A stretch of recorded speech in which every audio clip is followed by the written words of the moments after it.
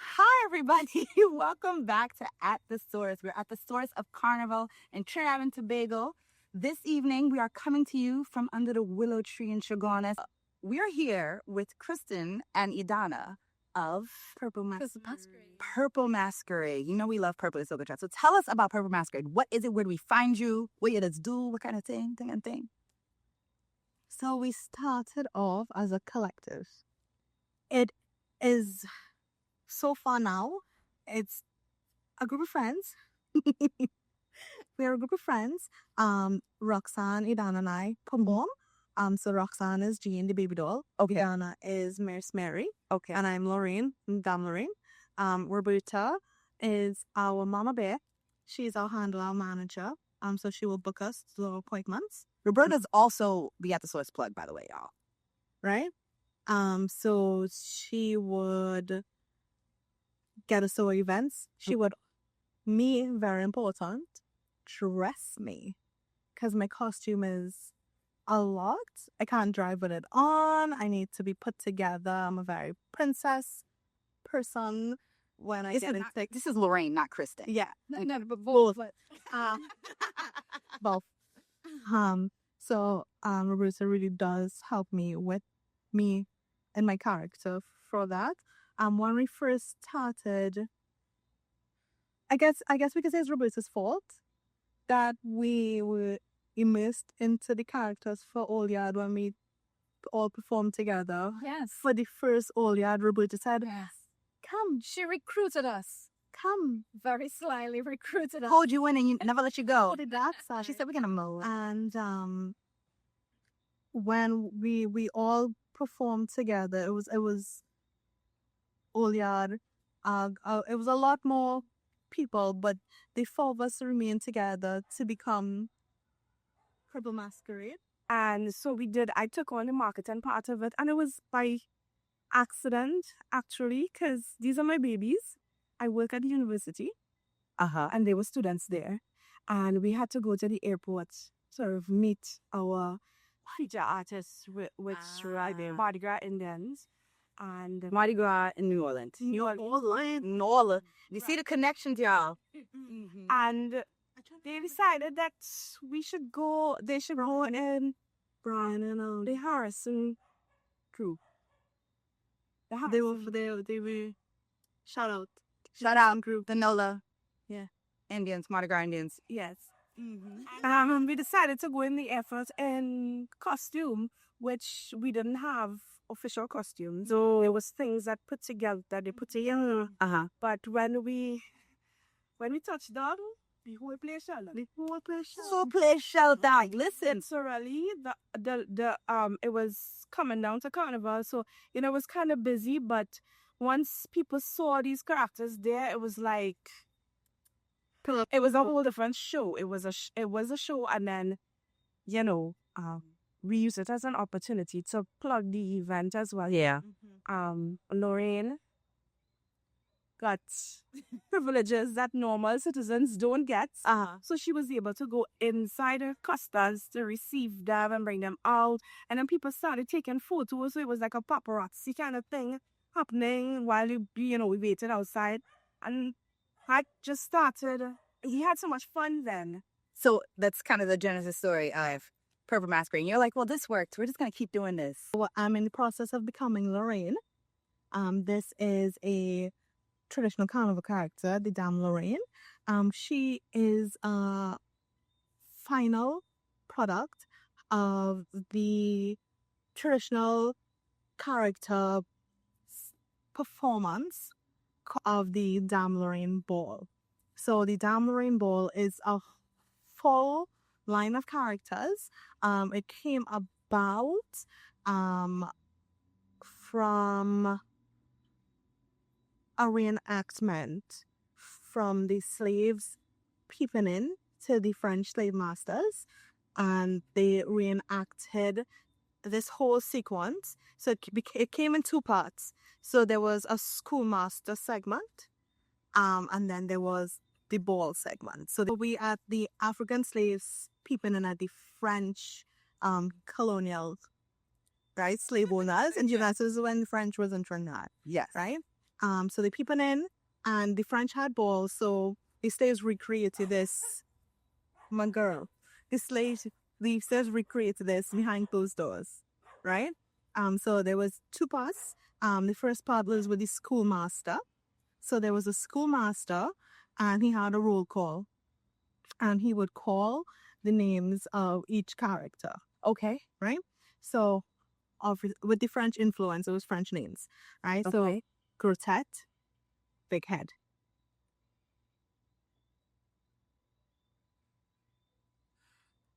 All right. We're calling attendance. Yeah. We call attendance. Calling attendance. Right? So Grotette, big head. Uh-huh. Gros pied, big foot. Okay. Right?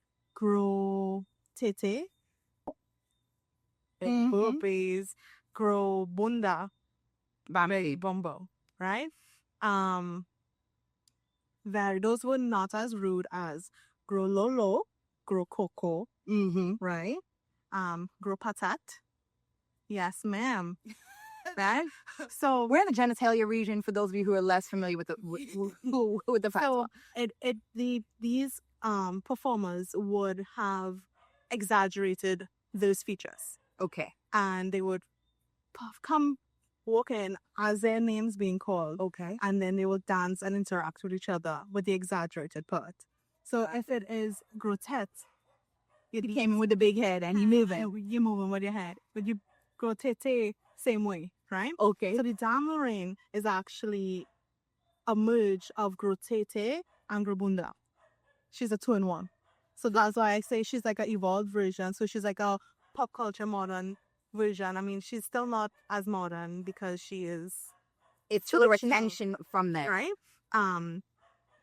Obviously, the portrayal of it now, when you see it used like in Soka Monarch and kind of fats and stuff.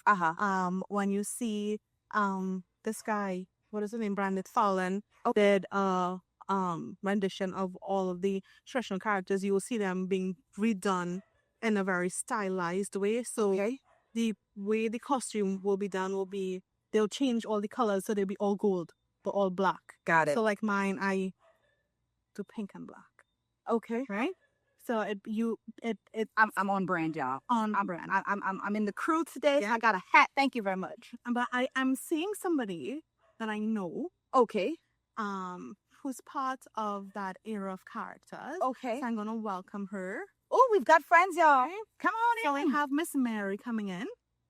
Miss Mary, quite contrary. So this is not that Miss Mary. So this is wrong. Miss Mary, £1. £1. Friggin' Harry, £1. £1. Let me switch over. Yes. So Sparrow song, Miss Mary.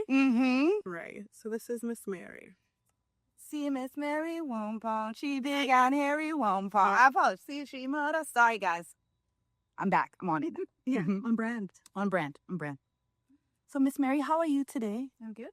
Okay, and when did you come on the scene? Miss Mary would have come on the scene in a time where prostitution was most popular. Okay. And I would be probably when we had sailors. Okay. American sailors coming to Trinidad. So I want to say World 2. Yeah, this is the same way Jean and Dinah. I was all Rosita and Clementina, yes. On the corner posing. Something they're selling. So guys, check out those songs. Yeah. If you want to know Trinidad history, look at the Calypsos. Listen. Definitely know where we come out from. Tell us our story. Okay. And so how you guys know each other now because you're on the carnival circuit. So how are you guys play on the road? Well, someone is missing. Yeah. Okay. But it's we have a baby doll. Yeah, who plays with us as well. Okay. Jean. So tell us about Jean / the baby doll character because I'm going to be honest. I've seen her, but I don't have all the context. And I feel like many people watching this are also very curious. What's the baby doll? Or who is she? So the baby doll could be many things. She can be actually Miss Mary. Playing Miss Mary. I've been playing Miss Mary since I'm 6 years old. Oh, wow. But I was introduced to Miss Mary as a baby doll. So I portrayed Miss Mary as a baby doll growing up. So Miss Mary carries around a box. And in that box is her story. It's something that she has to say. Miss Mary goes along and she persuades you to look into her box. Okay. Pearl Queen. I was I was like, there's so many layers happening for me right now. I was like, okay, Miss Mary has a box. Her box is her story. She persuades you to, look into her box. And so you were a baby doll playing this. I portrayed Miss Mary as a baby doll playing Miss Mary. I was a very scary baby doll. And that baby doll had a dead baby in her box. Wow. So it was a tragedy. Everything about her was tragic. And she scared a lot of people. Did you, I skipped the beat. I said, wait a minute. The baby, because the baby doll had a dead baby in the box. Right. And that's part of her Miss Mary story. That was that Miss Mary story. That was that Miss Mary. So Miss Mary can be very scared. Touch on issues. It's only when I started playing Miss Mary as an adult that my Miss Mary changed into very sexy, sultry type of character. Mm-hmm. But the baby doll, even though she is sexy and she is part of that group that you would associate with prostitution or loose behavior. She can be a mother who lost her husband and is just trying to take care of her children. She can be, but her main thing is that she's young and she has a baby and there is no father. Mm-hmm. So that is the baby doll story. Yes. Regardless of the I would say the unifying characteristic is that they have a child and no father. Mm-hmm. So and they're younger. Yes. Yeah, they had their parents of being a young female. Okay. A young woman, and they are searching. So they approach men and women, and depending on the person's characterization of the baby doll, they would ask you for maintenance for the child. So the thing is, I've tried to be a baby doll. Did not work out for me. That's how I know that was not my character. Right. I'm not a baby doll. But when I tried to, it would be, I was a little bit softer because I was a little bit more reserved. So I would approach women and tell them, your husband did this, and I could keep asking him, and he's like, I'm coming to you. So you to try to, get under that empathy thing, right? So it is all different levels of the performance. That is how I knew I could not do it. I got cussed out by a female one year. So I was like, oh, no, this is not the kind. This is... I'm hearing the layers of social justice that is in telling this story. I am hearing, everybody says that, prostitution is the oldest trade in the book, and yet people are still shaming sex workers. And then when I hear the intertwining of the baby doll story, it does happen to some people really young. And some people do, I would say, choose this path as a mode of survival. And then what does happen when that person has this story? Because, I mean, we haven't talked of if you've carried that story to now, because your Miss Mary, you said your Miss Mary now, yes, she's sexually sultry, but that could have been where like it's taking you, but there's still the baby doll that could have grown, and that could be in the box. You could be sexy and still have these things under there.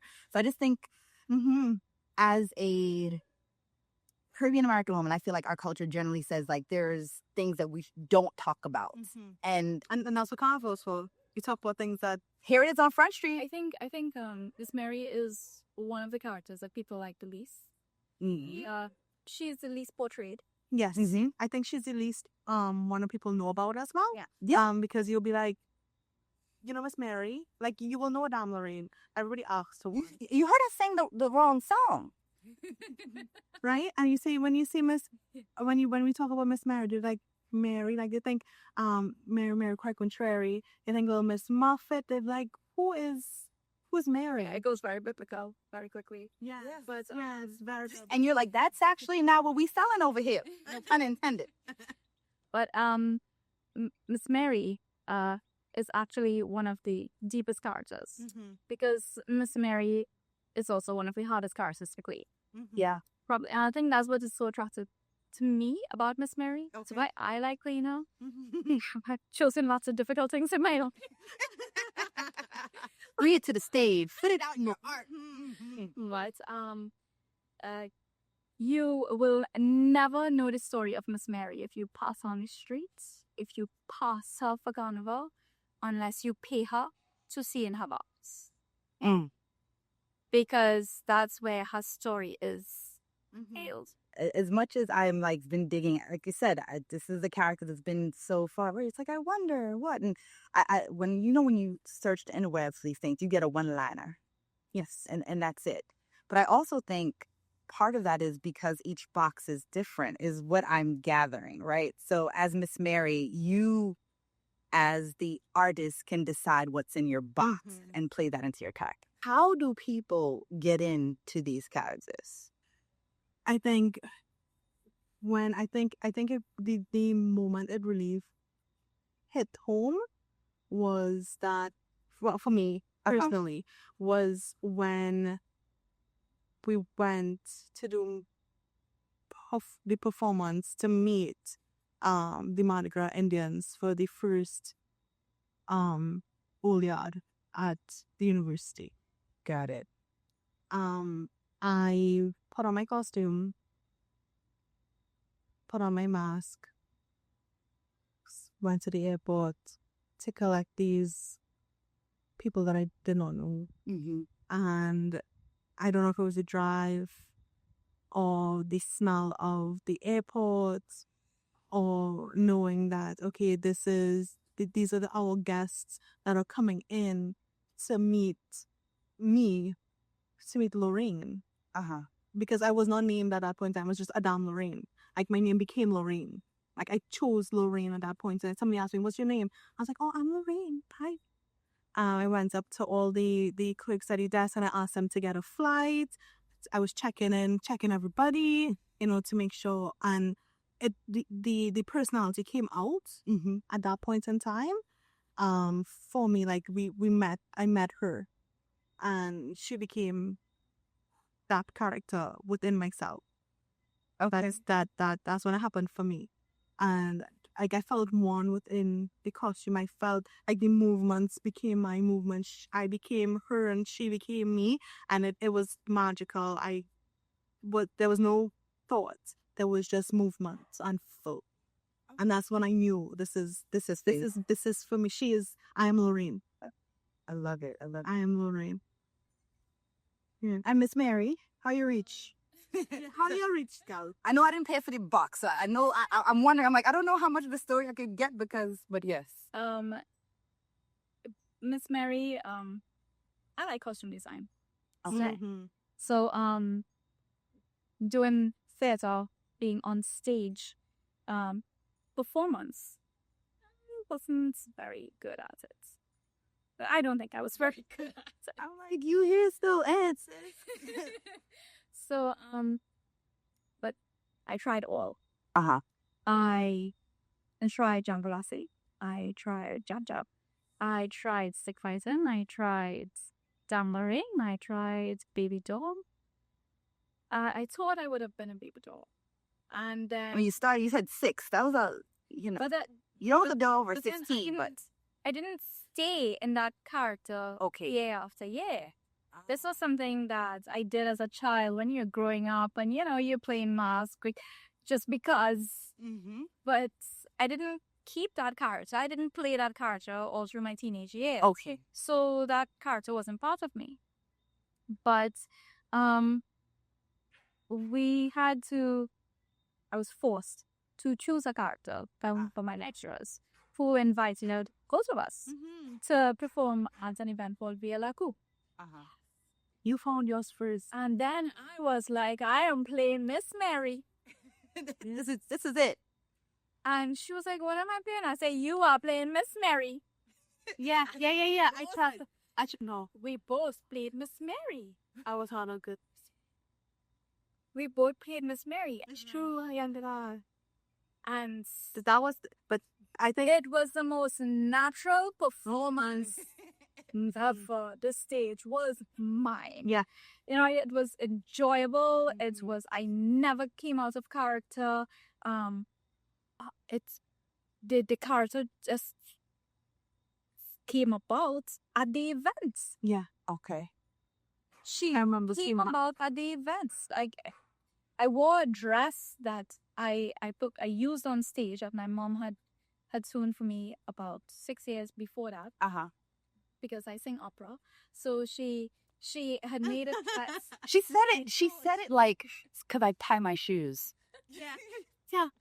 So yeah, and I put on that dress and it was too much, so I took off some of it and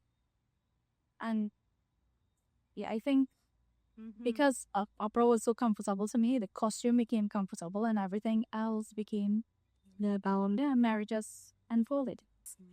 I know I paused you all in getting into character. I'm gonna Layer up as you need, because I do want to share. You know, Soka Tribe, we are a moving group of people, so I want to get into some of the movements. Yes. Just, you know, the mannerisms and things, whatever you guys can share. And I'm going to try some. Guys, I'm going to try some.